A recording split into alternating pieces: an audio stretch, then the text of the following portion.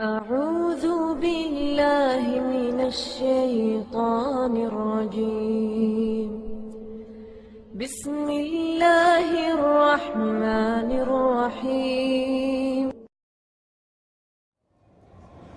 إن الحمد لله نحمده ونستعينه ونستغفره ونعوذ بالله من شرور أنفسنا ومن سيئات أعمالنا. من يهده الله فلا مضل له ومن يضلل فلا هادي له. وأشهد أن لا إله إلا الله وحده لا شريك له وأشهد أن محمدا عبده ورسوله. أما بعد فإن خير الحديث كتاب الله وخير الهدي هدي محمد صلى الله عليه وسلم وشر الأمور محدثاتها وكل محدثة بدعة وكل بدعة ضلالة وكل ضلالة في النار. رب اشرح لي صدري ويسر لي أمري واحلل عقدة من لساني يفقهوا قولي. رب أعوذ بك من همزات الشياطين وأعوذ بك رب أن يحضرون. أعوذ بالله السميع العليم من الشيطان الرجيم. وإن خفتم ألا تقسطوا في اليتامى فانكحوا ما طاب لكم من النساء مثنى وثلاث ورباع فإن خفتم ألا تعدلوا فواحدة أو ما ملكت أيمانكم ذلك أدنى ألا تعولوا.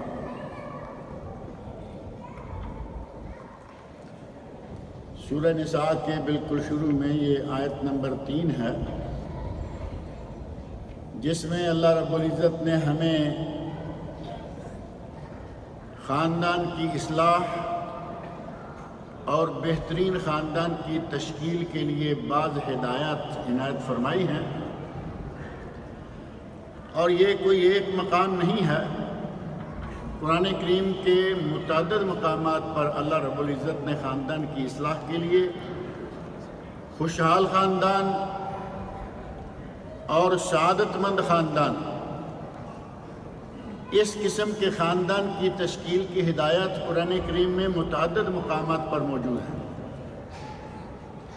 اور خود نبی اکرم صلی اللہ علیہ وسلم نے بھی اس موضوع کو بطور خاص بیان کیا۔ بہترین خاندان کے لیے نبی صلی اللہ علیہ وسلم نے اس موضوع کو بالکل شروع سے لیا۔ خاندان بعد میں بنے گا، پہلے شادی ہوگی، اور نبی صلی اللہ علیہ وسلم نے شادی سے بھی پہلے کچھ ہدایات دی ہیں کہ اگر ان ہدایات پر عمل کیا جائے تو شادی کامیاب ہوگی، اور قرآن کریم کی بعض دیگر ہدایات ایسی ہیں کہ اگر ان پہ عمل کیا جائے تو خوشحال خاندان بنے گا۔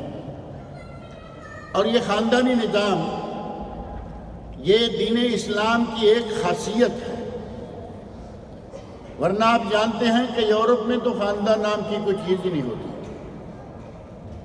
وہاں جیسے ہی بچہ بالغ ہوا، نہ ماں کا نہ باپ کا،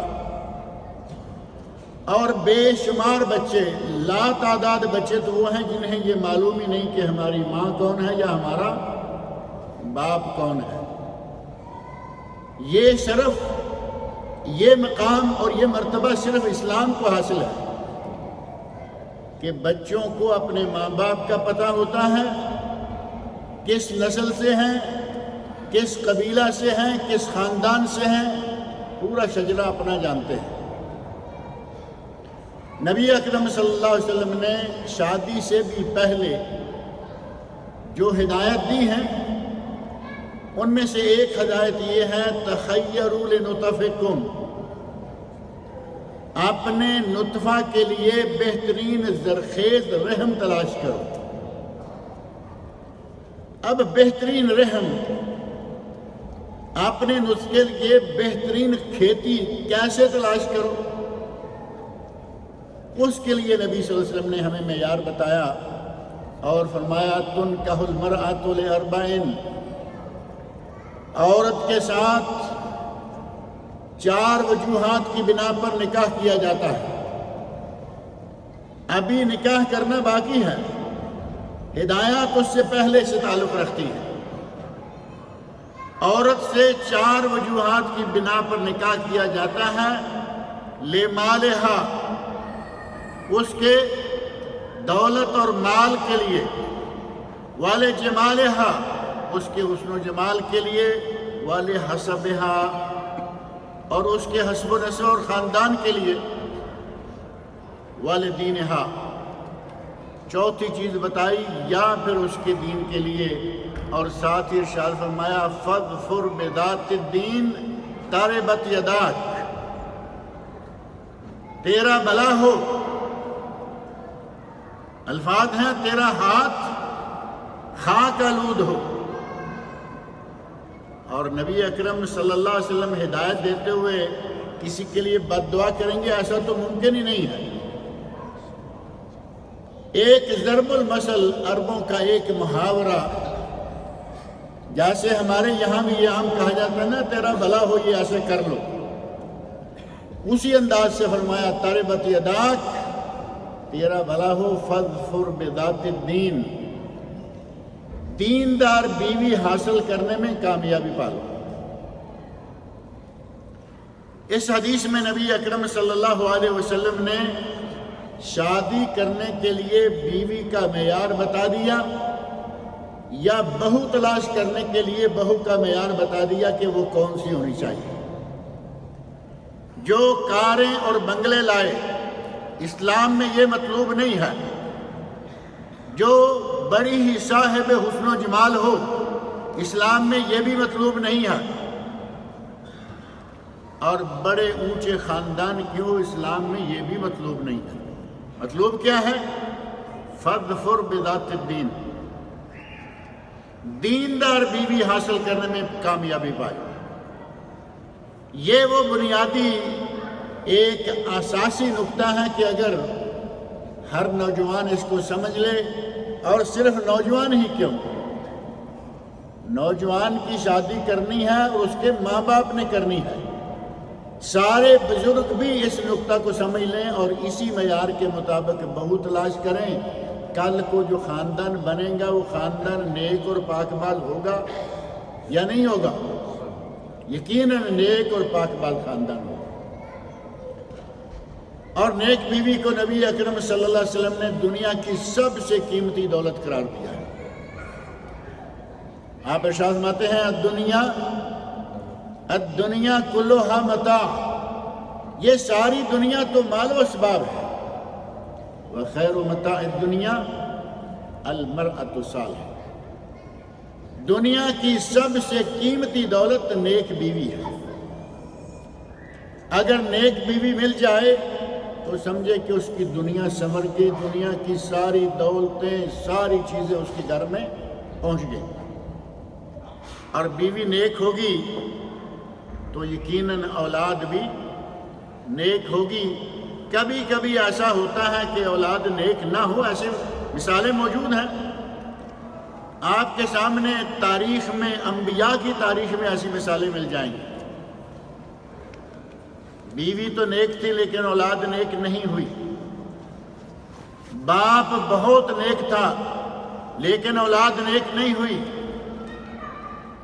یہ مثالیں موجود، لیکن نادر، کبھی کبھی کہیں کوئی، عربی میں قاعدہ ہے النادر کالمعدوم، نادر تو نہ ہونے کے برابر ہوتا ہے۔ 1000 میں سے 5000 میں سے ایک کوئی ایسی مثال مل گئی، وہ کوئی حیثیت نہیں رکھتی، لیکن عموماً ایسا ہے کہ بیوی نیک ہے، شوہر نیک ہے، میاں بیوی نیک ہیں، اللہ رب العزت ان کو اولاد بھی نیک عطا فرماتا ہے۔ اگر یہ جوڑا نیک ہوگا تو انشاءاللہ ان سے پیدا ہونے والی اولاد نیک ہوگی، معاشرہ خوشگوار بنے گا یا نہیں؟ میاں بیوی دونوں نیک ہیں، اختلافات کا پیدا ہو جانا یہ کوئی ایسی بات نہیں ہے، اختلافات ہوا کرتے ہیں گھروں کے اندر، لیکن اگر نبی صلی اللہ علیہ وسلم کی تعلیمات پر عمل کیا جائے اور قرآن کریم کی تعلیمات پر عمل کیا جائے تو یہ اختلافات بھی آسانی کے ساتھ ختم ہو سکتے ہیں۔ نبی صلی اللہ علیہ وسلم نے ایک اچھی بیوی کی چند صفات اور بھی گنوائی، ان صفات میں سے ہے اذا نظر الیہا سرت ہو، نیک بیوی وہ ہے کہ شوہر اس کی طرف دیکھے تو وہ شوہر کو خوش کر دے۔ محض شوہر کا بیوی کو دیکھنا ہی شوہر کے دل کے لیے سکون کا باعث، اور اللہ رب العزت نے یہ جوڑی بنائی اس لیے ہی ہے۔ سورہ روم میں اللہ رب العزت نے فرمایا کہ ہم نے ان کے مابین محبت اور مودت پیدا کر دی۔ دیکھیں کہاں کی لڑکی کہاں کا لڑکا،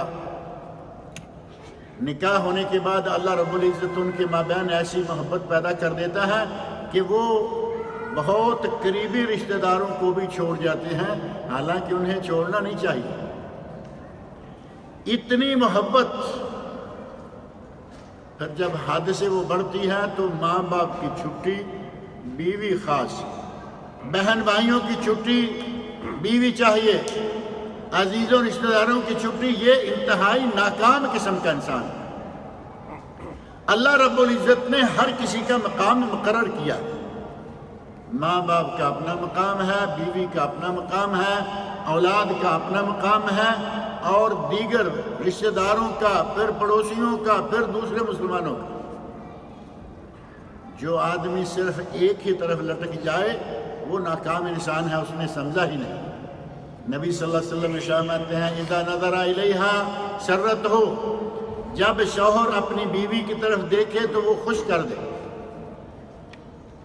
اور دوسری صفت بیان فرمائی نیک بیوی کی، اذا امرہا اطاعت ہو، جب شوہر بیوی کو حکم دے تو وہ اس کی اطاعت کرے۔ شوہر نے حکم دیا کہ یہ کام کرنا ہے،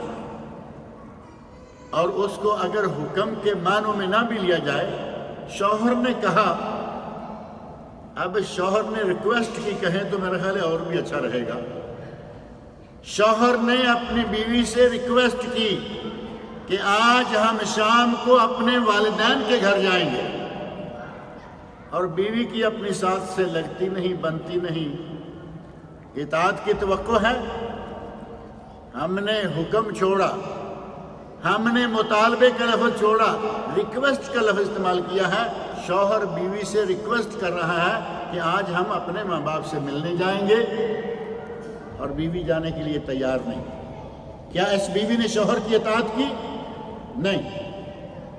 اذا امرہا، شوہر حکم دے اور وہ حکم اسلام کے خلاف نہ ہو، چاہے کوئی بھی حکم ہو، عورت کا فرض ہے کہ وہ اس حکم کو مانے، اس کی تعمیل کرے۔ بلکہ صحیح بات یہ ہے کہ شادی ہو جانے کے بعد بیوی پر ماں باپ سے بھی زیادہ شوہر کے حقوق واجب ہو جاتے ہیں۔ ماں باپ کا کتنا مقام ہے اسلام میں؟ اللہ رب العزت نے اپنی عبادت کے ساتھ ہی ماں باپ کی اطاعت اور احسان کا حکم دیا۔ وَقَضَىٰ رَبُّكَ أَلَّا تَعْبُدُوا إِلَّا إِيَّاهُ وَبِالْوَالِدَيْنِ إِحْسَانًا، تیرے رب نے یہ فیصلہ کر دیا ہے، تیرے رب نے یہ حکم دے دیا ہے کہ عبادت کرو تو صرف اس کی، اور اپنے ماں باپ کے ساتھ حسن سلوک سے پیش آؤ۔ ساری چیزوں سے قطع نظر اللہ رب العزت نے اپنی عبادت کے بعد اپنے ماں باپ کی اطاعت اور حسن سلوک کا حکم دیا۔ لیکن جب بیوی کسی شوہر کے یہاں ہو، شادی ہو جائے لڑکی کی، تو شوہر کا حکم زیادہ چلے گا ماں باپ کی نسبت بھی۔ اور نبی اکرم صلی اللہ علیہ وسلم نے تو یہاں تک فرمایا، آپ ارشاد فرماتے ہیں لو کنت آمرا احدا ان یسجد لاحد، اگر میں کسی کو یہ حکم دیتا کہ وہ کسی کو سجدہ کرے، لَأَمَرْتُ الْمَرْأَةَ أَن تَسْجُدَ لِزَوْجِهَا، تو میں عورت کو حکم دیتا کہ وہ اپنے شوہر کو سجدہ کرے۔ اپنے ماں باپ کے لیے نہیں فرمایا۔ اگر غیر کو سجدہ کرنا جائز ہوتا تو میں یہ حکم دیتا کہ ماں باپ کو سجدہ کرے، نہیں فرمایا۔ اگر ناجائز، اگر کسی کو غیر اللہ کو سجدہ کرنا جائز ہوتا تو فرمایا بیوی کو حکم دیتا کہ وہ اپنے شوہر کو سجدہ کرے۔ اور ساتھ ارشاد فرمایا کہ اللہ رب العزت نے عورت پر بہت سے حقوق مقرر کیے ہیں شوہر کے لیے، لیکن والدین کا حق اپنی جگہ ہے، اس کو بھی پہچاننا ہے، اور میاں بیوی کے آپس میں جو حقوق ہیں وہ الگ سے ہیں۔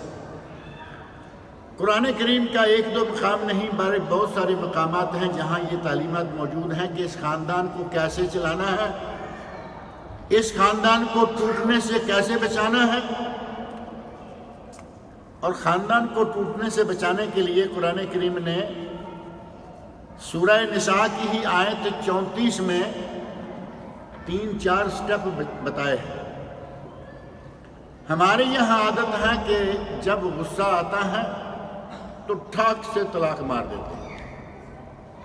غصہ آیا، سب سے پہلا کام یہ کہ ہمارے بس میں ایک ہتھیار ہے، آج یہ ہتھیار چلا دو،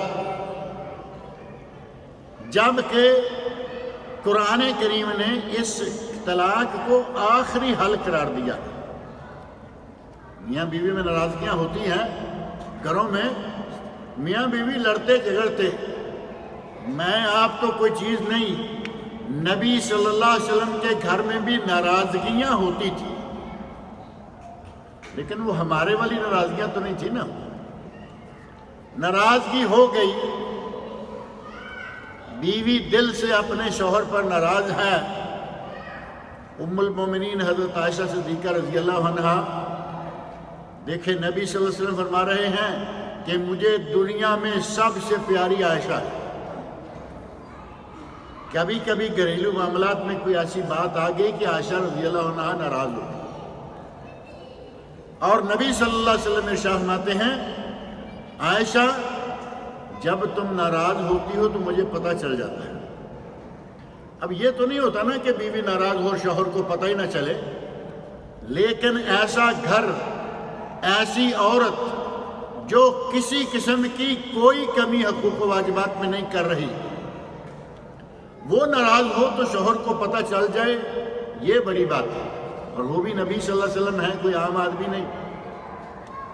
کہا عائشہ جب تم ناراض ہوتی ہو تو مجھے پتہ چل جاتا ہے۔ یا رسول اللہ کیسے؟ تو نبی صلی اللہ علیہ وسلم فرماتے ہیں عائشہ جب تم خوش ہوتی ہو تو کہتی ہو ورب محمد، مجھے محمد کے رب کی قسم ہے، قسم کھانے کا انداز، وہ رب کعبہ، وہ رب محمد، مجھے محمد کے رب کی قسم ہے صلی اللہ علیہ وسلم۔ جب تم راضی ہوتی ہو تو میرے رب کی قسم کھاتی ہو، اور جب تم ناراض ہوتی ہو تو وہ رب ابراہیم کہتی ہو، ابراہیم علیہ السلام کے رب کی قسم۔ کیا ابراہیم علیہ السلام کا رب کوئی اور ہے؟ حضرت عائشہ رضی اللہ عنہا فرماتی ہیں یا رسول اللہ میں صرف نام لینا چھوڑتی ہوں، آپ کو تو نہیں چھوڑتی۔ یہ تو نہیں کہ ناراض ہوئی، شوہر کو لات ماری اور کوئی پرواہ نہیں، فرمایا صرف نام لینا چھوڑتی ہوں ورنہ میں آپ کو نہیں چھوڑتی۔ ناراضگی تو اس گھر میں بھی ہو گئی نا، زیادہ نہ صحیح تھوڑی بہت صحیح، ہر گھر میں ناراضگی ہو سکتی ہے، ہو جاتی ہے، جب نبی صلی اللہ علیہ وسلم کا گھر جو ہے اس میں بھی ناراضگی ثابت ہے۔ قرآن کریم نے میاں بیوی کے مابین اگر کچھ ناچاکی بنے تو اس کا حل بتایا۔ سورہ نساء آیت نمبر 34 میں اللہ رب العزت ارشاد فرماتے ہیں واللاتی تخافون نشوزہن فاعظوہن، اگر تمہیں اپنی بیوی کی نافرمانی کا خدشہ ہے، بیوی نافرمانی کر رہی ہے، خدشہ ہے کہ یہ معاملہ کہیں آگے نہ بڑھ جائے، تو کیا کرو؟ فاعظوہن، فاعظوہن، فا نکال دیجئے تو آگے کیا رہ گیا؟ اعظوہن، عین ذا، تا ذا، اور تھوڑا سا فاعظوہن کو اپنے ذہن میں رکھیں اور واز کا لفظ بھی اپنے ذہن میں رکھیں۔ کوئی بات ملتی جلتی نظر آتی ہے یا نہیں؟ تھوڑی سی توجہ دیں تو ہماری عربی اردو کے بالکل قریب ہے۔ فاعظوہن، بیوی کو واز کرو، اگر ناچاکی ہونے لگی، معاملہ کچھ دیکھا کہ حد سے بڑھنے لگا ہے، فَعِذُوهُنَّ بیوی کو واعظ کرو، بیوی کو نصیحت کرو۔ اب وہاں کوئی آپ خطبہ تو نہیں دیں گے نا، واعظ سے مراد نصیحت کرو، اچھے طریقے سے پیار کے ساتھ قرآن کریم کی آیات کے حوالے سے، نبی صلی اللہ علیہ وسلم کے ارشادات کے حوالے سے واعظ کرو۔ اپنا آخری ہتھیار سب سے پہلے نہ پھینک دو، بلکہ بیوی کو واعظ کرو۔ اگر واعظ کامیاب نہ ہو، بیوی واعظ کو نہیں سمجھتی، بلکہ حالت یہ ہو چکی کہ ادھر سے سنا اور ادھر سے نکال دیا، جیسا کہ ہمارے یہاں معروف ہے۔ اگر ایسا ہو جائے تو فرمایا وَاهْجُرُوهُنَّ فِي الْمَضَاجِعِ، ان کا بستر الگ کر دو۔ مضاجع، مضجع کا معنی ہوتا ہے سونے کی جگہ۔ اہل علم نے لکھا ہے کہ یہ نہ کرو کہ اس کو کمرے سے نکال دو۔ اللہ رب العزت نے کمرے سے نکالنے کا نہیں کہا، یہ بھی نہیں کہا کہ یہ تھوڑی ٹیڑھی ہو رہی ہے، اس کو اس کے مائکے بھیج دو۔ وہ بالکل ہی دور کا، وہاں جائے گی اور خرابی پیدا ہونے کا خطرہ ہے۔ فرمایا وَاهْجُرْهُنَّ فِي الْمَضَاجِعِ، ان کے ساتھ لیٹنا سونا بند کر دو، بستر الگ کر دو۔ اور بستر الگ کرنے کی شکل اور شرط یہ ہے کہ کمرہ آپ کا وہی رہے، ایک ہی بیڈ کیوں نہ ہو۔ ہمارے دیہات میں تو ایک بیڈ کا تصور بھی نہیں ہے نا، وہاں تو قریب قریب 2 بیڈ بچھے ہوئے ہوں تو تب بھی گھر والے مذاق اڑاتے ہیں۔ اگر ایک ہی بیڈ ہے، میاں بیوی دونوں بے شک اس پہ رہیں، اور بعض علماء نے لکھا کہ بیوی کی طرف پشت کر کے سو جاؤ، اتنا کافی ہے۔ اگر بیوی میں تھوڑی سی بھی عقل ہے تو وہ سمجھ جائے گی، میرا وہ شوہر جو باتیں کرتا تھکتا نہیں، میرے ساتھ ہنستے کھیلتے تھکتا نہیں، آج وہ مجھے پشت کر کے لیٹا ہے، کیا وجہ ہے؟ وہ راضی کرے گی۔ اور اگر یہ معاملہ بھی کامیاب نہ ہو، آپ 1 دن سوئے 2 دن سوئے، کہا سوتے رہو، یہاں تم پشت کر کے سوتے ہو، بستر الگ کرو، بستر الگ کر کے سکون نہیں آتا، کمرے دوسرے میں جاؤ، کمرے بہت، اس کا مطلب ہے کہ معاملہ ذرا زیادہ ہی ٹیڑھا ہو چکا ہے۔ اگر ایسی پوزیشن آ جائے تو اللہ رب العزت نے تیسرا حل، پہلا حل واعظ کرو، دوسرا حل بستر الگ کر لو یا سونے کا انداز جو ہے وہ بدل لو، اور تیسرا حل بتایا وَاضْرِبُوهُنَّ، وَاضْرِبُوهُنَّ، بیوی کو مارو۔ اب مارنے کا جو دیسی انداز ہے کہ مارا، کن پٹی پھٹی ہوئی ہے، آنکھ کالی ہو چکی ہے، کوئی نہ کوئی جسم کا حصہ زخمی کر رکھا ہے، اسلام نے، نبی صلی اللہ علیہ وسلم نے اس کی قطعاً اجازت دی۔ نبی صلی اللہ علیہ وسلم نے تو غلاموں کو مارنے سے منع کیا، جانوروں کو مارنے سے منع کیا۔ وہ رحمت للعالمین، وہ کہیں گے کہ بیوی کو مارو، پیٹو، زخمی کر دو۔ کہا گیا کہ بیوی کو مارنا ہے تو مسواک کے ساتھ مارو، کوڑوں کے ساتھ نہیں، ڈنڈے کے ساتھ نہیں۔ ہمارے پاس بعض ایسے معاملات آئے، پتہ چلا کہ یہ باتھ روم میں جو گھر کو صاف کرنے والا برش ہوتا ہے، جس کے پیچھے ڈنڈا ہوتا ہے، آگے برش لگا ہوا ہے، کہاں اس برش والے ڈنڈے سے مارتے ہیں، ڈنڈا ٹوٹ جاتا ہے۔ اور افسوس کی بات ہے کہ یہ اس آدمی کے بارے میں واقعہ آیا جس آدمی کا شمار مولویوں میں سے بھی ہوتا ہے۔ پتہ نہیں وہ کس قسم کے مولوی ہیں جو قرآن بھی پڑھتے ہیں، قرآن کو جانتے ہیں، اور جس وقت ذرا سی ناراضگی ہوتی ہے تو نہ قرآن نہ اسلام کسی بات کی پرواہ نہیں۔ بیوی کو مارنا ہے تو معمولی سا، غیر مبرح، نبی صلی اللہ علیہ وسلم فرمایا کہ کہیں سے اس کی چمڑی نہ ادڑے، چمڑی نہ ادھاڑ دو، معمولی سا مسواک مار دی، چلو کسی نے ہاتھ چھوڑ دیا، چھوٹا موٹا ہاتھ مار دیا، لیکن ڈنڈا لے کے اور وہ بھی گھر کو صاف کرنے والا برش اٹھایا ہوا ہو تو یہ وحشیانہ پن ہے، انسانیت نہیں ہے۔ قرآن نے یہ 3 حل پہلے بتائے کہ ان میں سے کسی ایک پر عمل کرو، اور اگر یہ بھی کامیاب نہ ہو فَإِنْ أَطَعْنَكُمْ فَلَا تَبْغُوا عَلَيْهِنَّ سَبِيلًا، اگر وہ اطاعت کر جائیں، تینوں میں سے تیسرے تک آ کر بھی اطاعت کر جائیں، تو پھر اب مزید کوئی بہانہ تلاش نہ کرو کہ ہم اس کو مزید ماریں گے، گھر سے نکال دیں گے، بلکہ فرمایا کہ اب یہیں رک جاؤ۔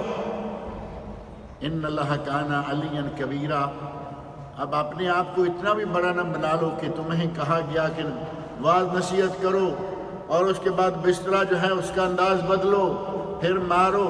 مارنے میں اپنے آپ کو اتنا بڑا نہ بنا لو کہ مارتے ہی چلے جاؤ، بلکہ یہ بھی خیال رکھو کہ تمہارے اوپر کوئی اور بہت بڑی طاقت بھی ہے جو دیکھ رہی ہے۔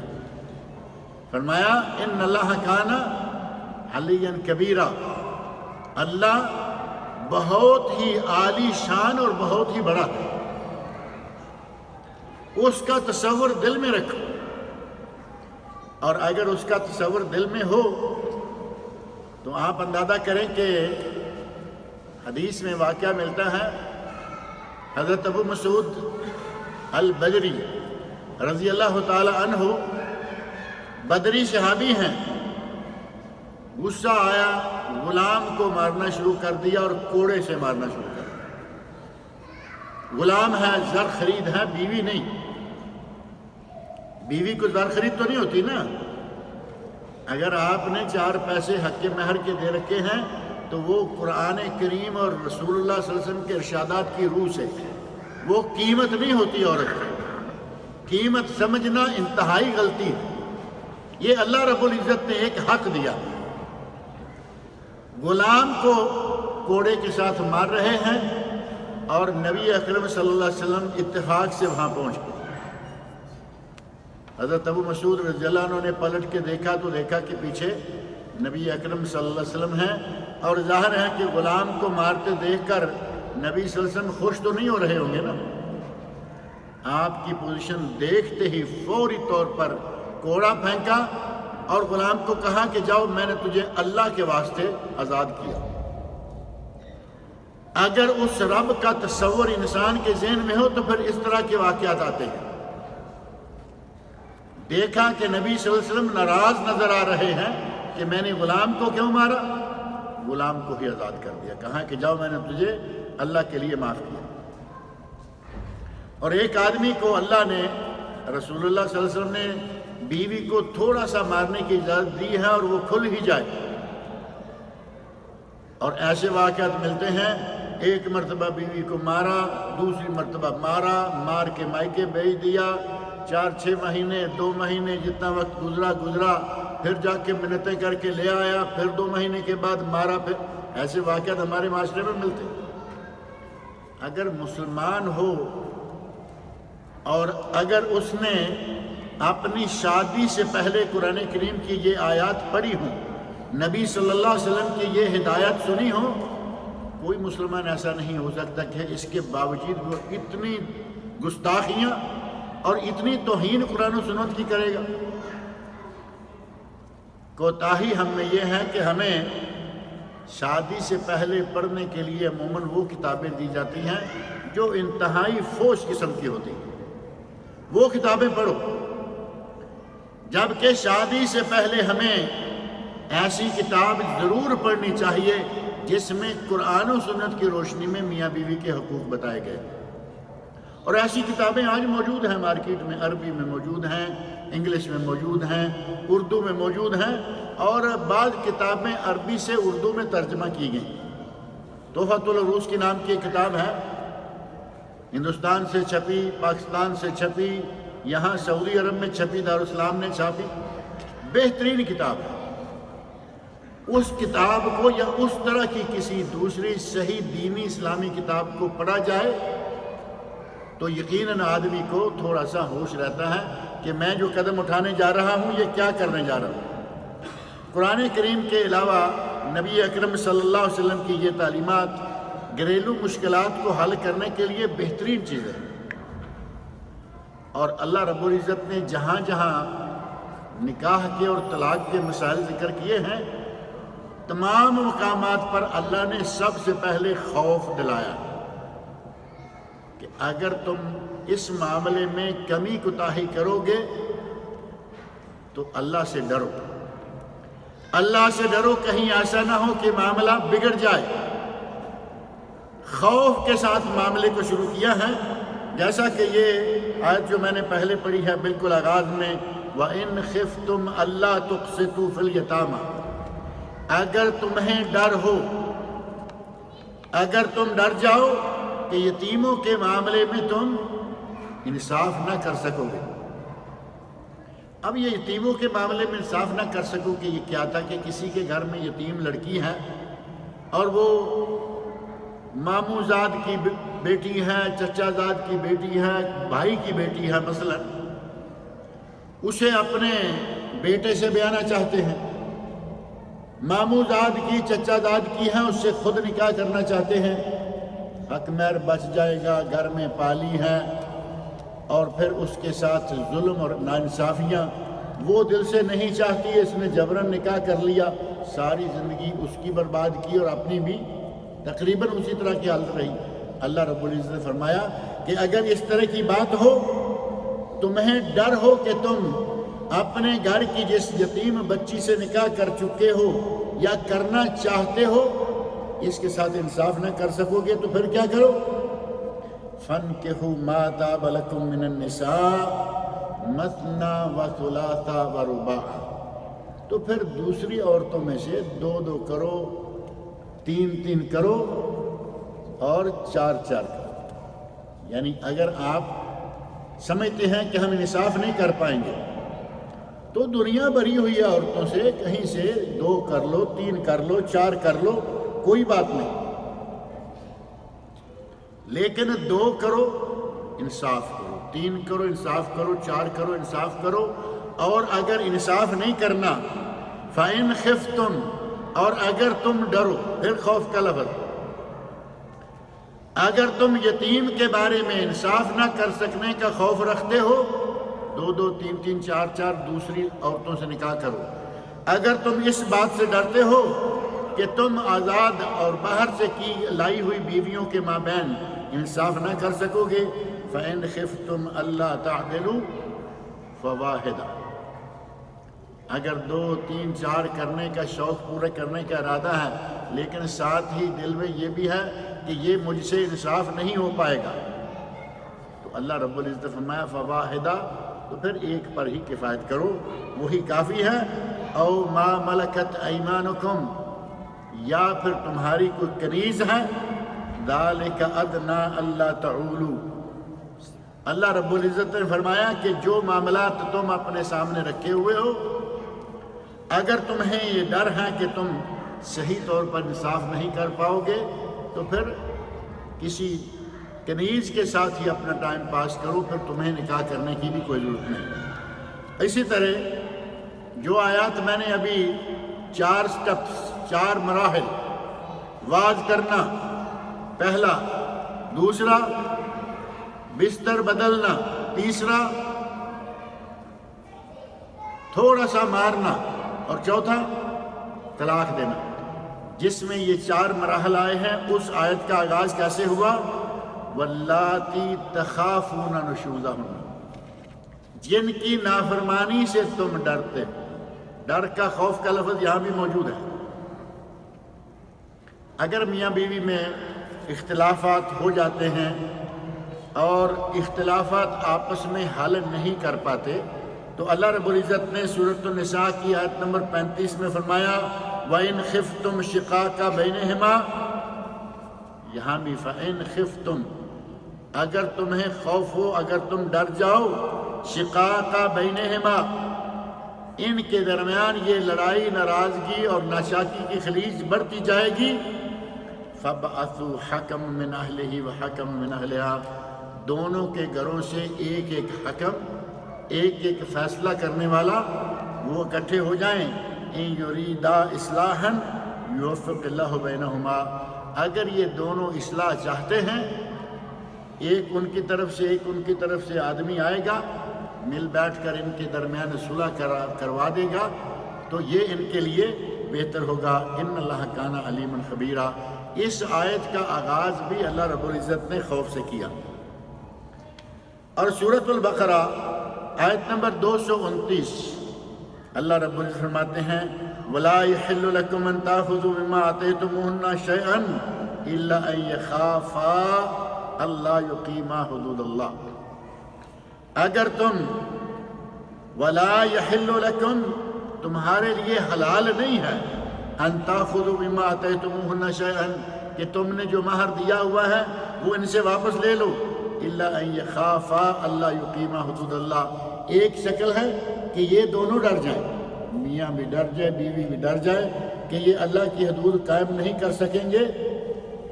یخافا دونوں کے لیے خوف کا لفظ استعمال کیا۔ فَإِنْ خِفْتُمْ أَلَّا يُقِيمَا حُدُودَ اللَّهِ فَلَا جُنَاحَ عَلَيْهِمَا فِي مَا افْتَدَتْ بِهِ، تو پھر کوئی گناہ نہیں ہے کہ عورت فدیہ دے کر یعنی اپنا حق مہر سارا واپس کر کے یا اس کا کچھ حصہ آدھا پونا واپس کر کے اپنی جان چھڑا لے۔ تِلْکَ حُدُودُ اللَّهِ فَلَا تَعْتَدُوهَا، یہ اللہ کی مقرر کردہ حدیں ہیں، ان سے تجاوز نہ کرو۔ وَمَن يَتَعَدَّ حُدُودَ اللَّهِ، اور جو شخص اللہ کی اطاع کردہ حدود سے تجاوز کرے گا فَأُولَئِكَ هُمُ الظَّالِمُونَ، تو وہ بڑے ہی ظالم لوگ ہیں۔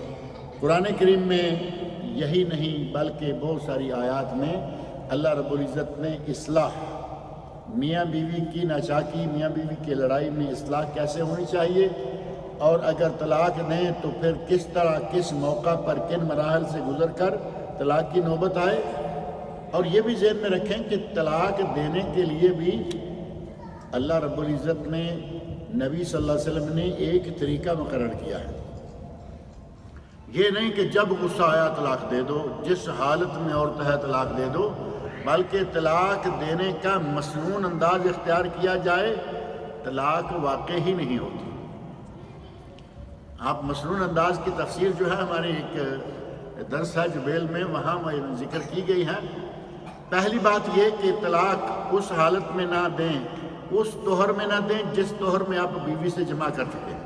حیض آیا، بعد میں آپ نے جمع کر لیا، آگے باقی 21 دن ہیں، 22 ہیں، کم ہیں، زیادہ ہیں، ان دنوں میں تم طلاق نہیں دے سکتے۔ حیض کے دوران تم طلاق نہیں دے سکتے۔ اب کب طلاق دیں گے؟ حیض کے دوران طلاق دینا گناہ ہے، واقع ہو جائے گی، گناہ ہے۔ جس طہر میں جمع کر چکے ہیں طلاق نہیں دے سکتے، گناہ ہے۔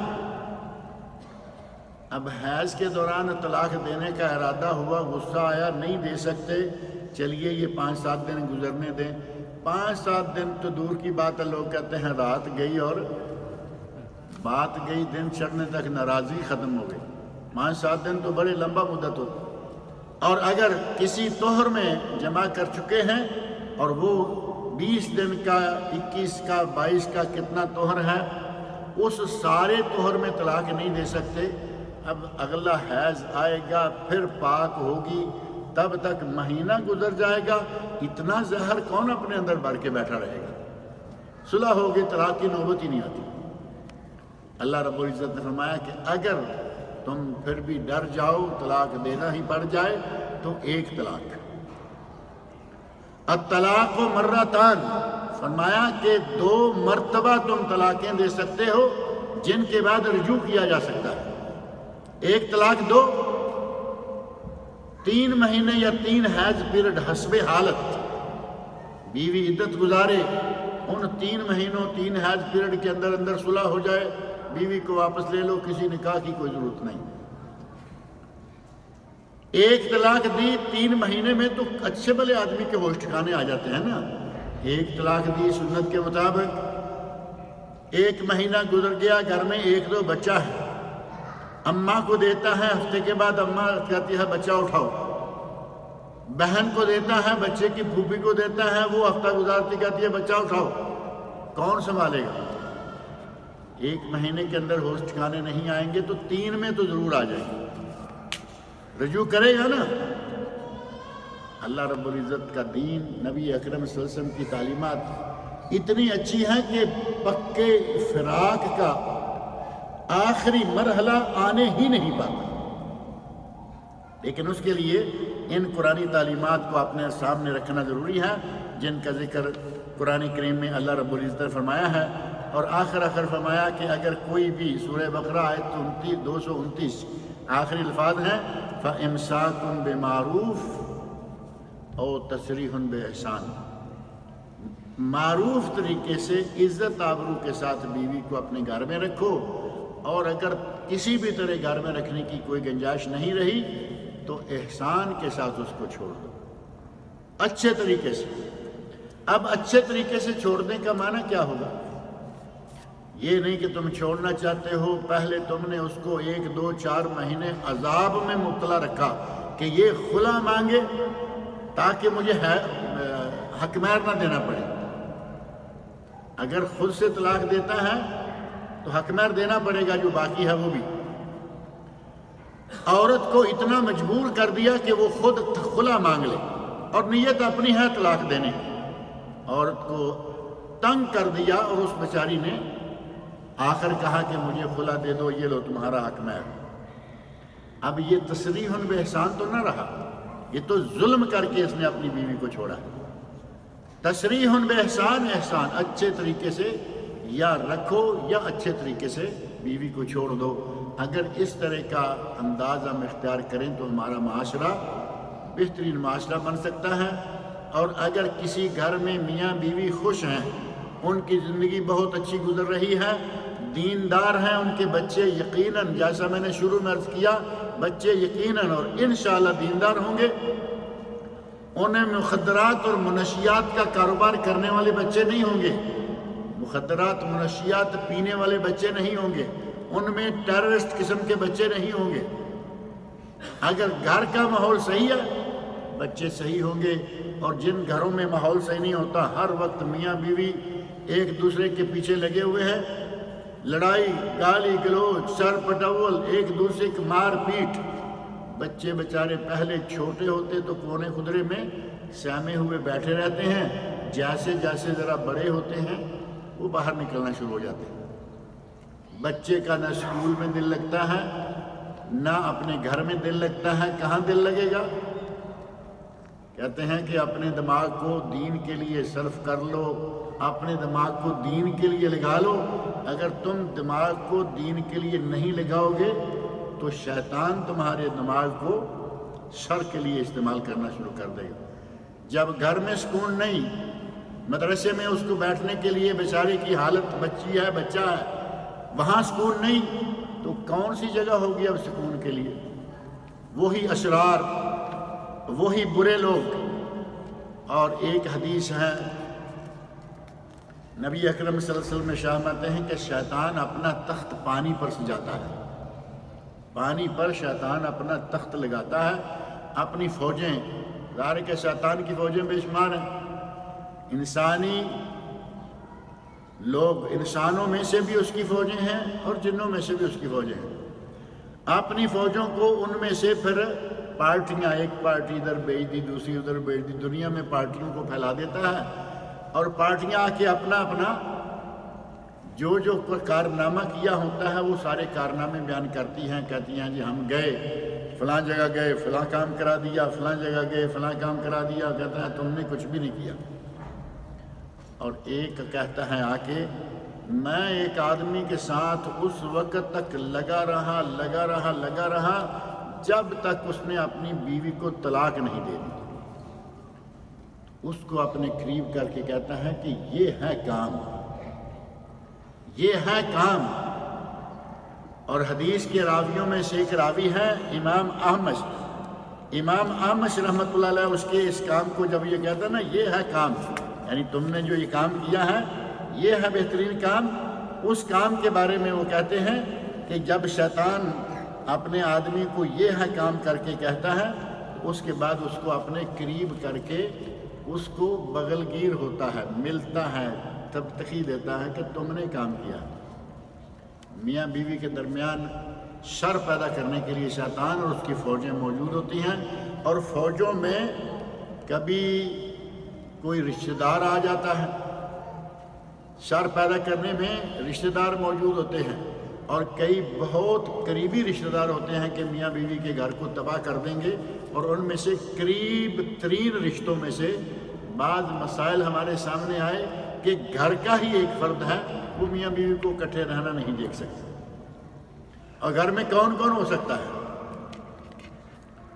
گھر میں کوئی دور پار کا تو آدمی نہیں ہوگا، ماں ہوگی، باپ ہوگے، بہن ہوگی، بھائی ہوگا، یہی لوگ ہوں گے نا۔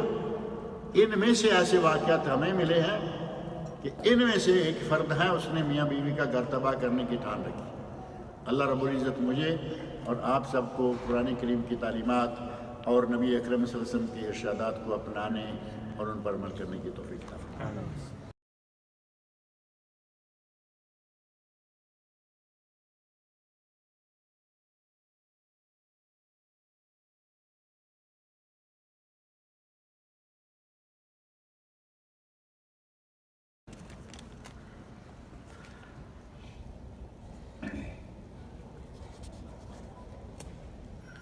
کہتے ہیں کہ گھر کے قریب جو مسجد ہو، وہ مسجد امام جو ہے قرآن و حدیث کی روشنی میں نماز ادا نہیں کرتا، تو تھوڑا آگے قدم اٹھا لیں۔ آپ کو معلوم ہے کہ یہ قرآن و سنت کے مطابق نماز ادا نہیں کرتا، تو آپ اپنی نماز کیوں خراب کریں گے؟ چند قدم آگے ہو جائیے، اور چند قدم آگے بڑھیں گے انشاءاللہ آپ کا اجر و ثواب بھی بڑھے گا۔ جو آدمی صحیح نماز پڑھاتا نہیں، نہ اس کی اپنی ہوتی ہے اور نہ پیچھے والوں کی، اور اگر پیچھے والے کافی زیادہ لوگ ہوں، نماز وہ صحیح پڑھا رہا ہو لیکن اس کا کردار کچھ ایسا ہو کہ وہ امام لوگوں کو ناپسند ہو، نبی صلی اللہ علیہ وسلم نے ارشاد فرمایا کہ لوگوں کی ہو جائے گی، امام کی نماز نہیں ہوگی۔ وَإِمَامُ قَوْمٍ وَهُمْ لَهُ كَارِهُونَ، کسی قوم کا امام جس سے لوگوں کو نفرت ہو، اس کی نماز نہیں ہوتی۔ غلام بھاگ جائے، العبد العابق حتی یرجع، گھر سے بھاگے ہوئے غلام کی نماز نہیں ہوتی جب تک اپنے آقا کے پاس پلٹ کر نہ آ جائے۔ والمرأة باتت وزوجها علیہا ساخط، اور اس عورت کی نماز نہیں ہوتی جس نے رات گزاری اور اس کا شوہر اس پر ناراض ہے۔ اور دوسری حدیث میں آتا ہے کہ عورت رات گزارے اس حال میں کہ شوہر اس پر ناراض ہے، اس پر صبح ہونے تک فرشتے لعنتیں بھیجتے رہتے ہیں۔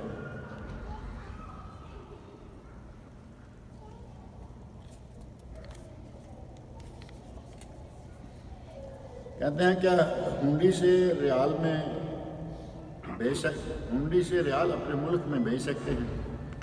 ہنڈی کرنا بیسیکلی تو کوئی ایسی ممنوع چیز نہیں ہے، یعنی بے ذات ہی ہنڈی ممنوع نہیں، لیکن اگر ایک اسلامی ملک اپنے ملک کے مالیاتی نظام کو صحیح رکھنے کے لیے ہنڈی کو منع کرتا ہے، جو ہمارے یہاں وائٹ اور بلیک منی کی باتیں چلتی ہیں، ہنڈی جو ہے اسی سلسلہ میں کام کرتی ہے۔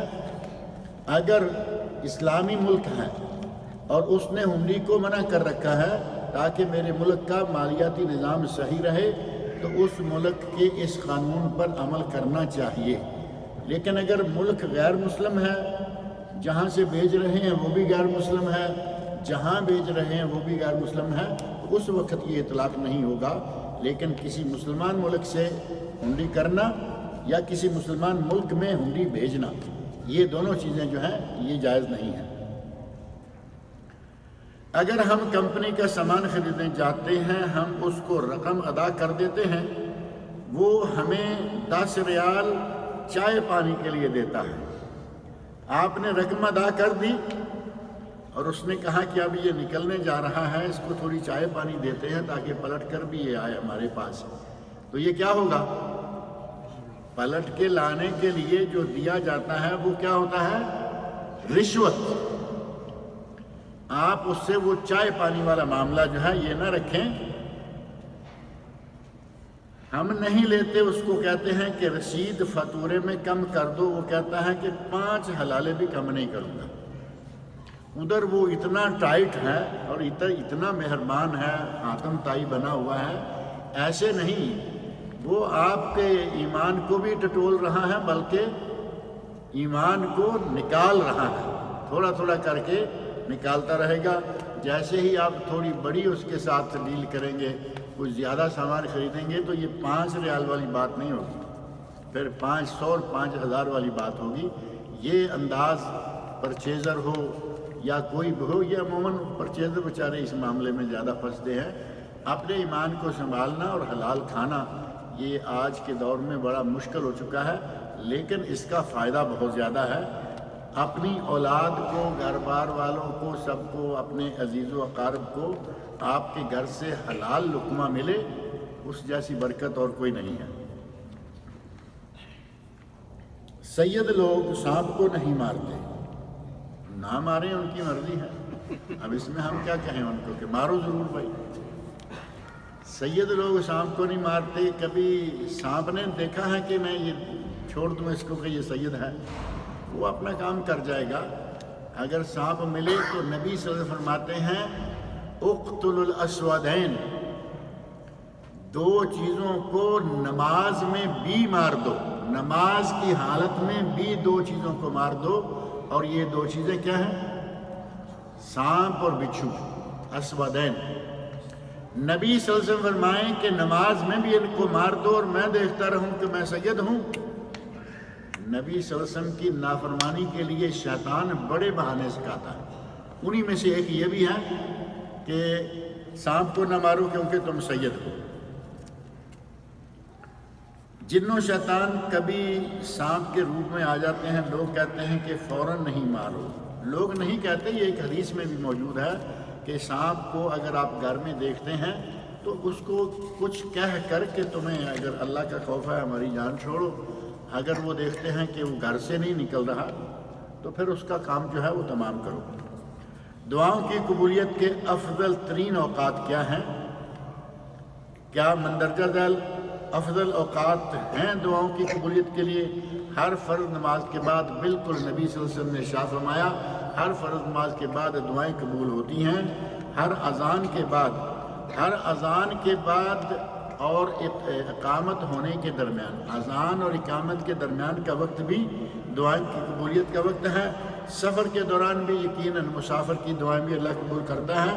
بیماری کے عالم میں اگر کوئی بیمار ہے وہ دعا مانگے تو اس کی قبولیت کے لیے تو ہمیں معلوم نہیں، لیکن نبی صلی اللہ علیہ وسلم ارشاد فرماتے ہیں کہ اگر بیمار کی عیادت کے لیے آیا ہوا شخص دعا مانگے اسأل اللہ العظیم رب العرش العظیم ان یشفیک، یہ دعا 7 مرتبہ کر دے، بیمار کے پاس آ کے سرانے کھڑے ہو کر 7 مرتبہ یہ دعا کر دے، اگر اس مریض کو موت نہیں آئی ہوئی تو اللہ اس کو شفا دے دے، یعنی موت کے سوا ہر بیماری سے اس کو اللہ شفا دے دے گا۔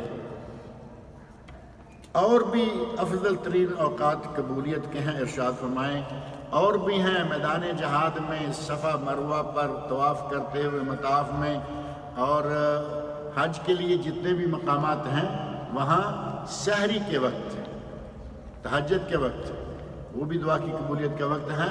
اس طرح قبولیت دعا کے بہت سارے اوقات ہیں۔ ہماری یہ کتاب الحمدللہ شائع ہو چکی ہے آداب دعا، اس میں دعا کی قبولیت کی کیا شرطیں ہیں، دعا کی قبولیت کے کون سے اوقات ہیں، اور مستجاب الدعوات لوگ کون ہیں کہ جن کی دعائیں اللہ قبول کر لیتا ہے، وہ لوگ کون ہیں جن کی دعائیں اللہ تعالیٰ قبول نہیں کرتا۔ یہ سارے مسائل جو ہیں اس کتاب میں موجود ہیں، اس کی PDF بھی موجود ہے، اگر کسی کو چاہیے تو مہیا کر دیں گے۔ اللہ تعالیٰ مجھے اور آپ سب لوگوں کو نیک عمل کی توفیق